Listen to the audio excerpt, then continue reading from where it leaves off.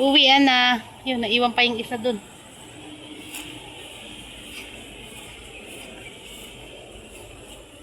Siyempre, kasama ko naman ang aking dalawang aso.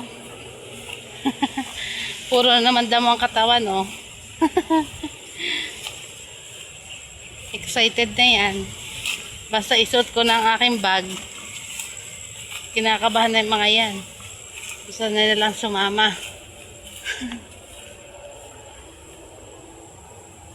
Tamo, nagpaiwan pa yung isa dun. Kulang pa yata ang kain.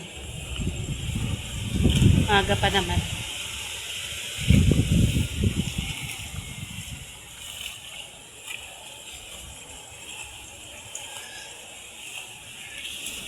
Ayan si Soju, si Yumi. Puro damo ang katawan.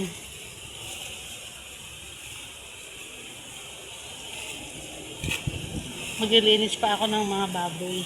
Hindi mga pala. Nang baboy. Iisa na lang yun. Me! Me! Dalawa pala yung naiwanan dun.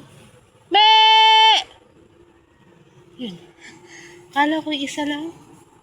Dalawa pala yung naiwanan. Me! Papakabusog pa sila.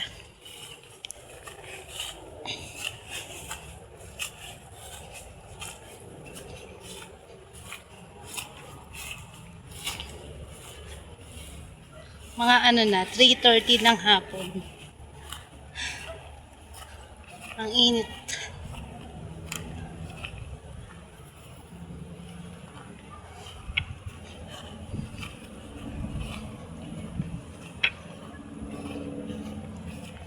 Kapag painom na siya, ano silang baka.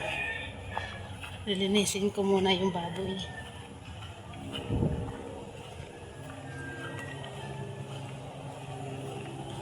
Asbok ang kalsada kay Soju eh. Kaya naman. Sobra din magpa-asbok.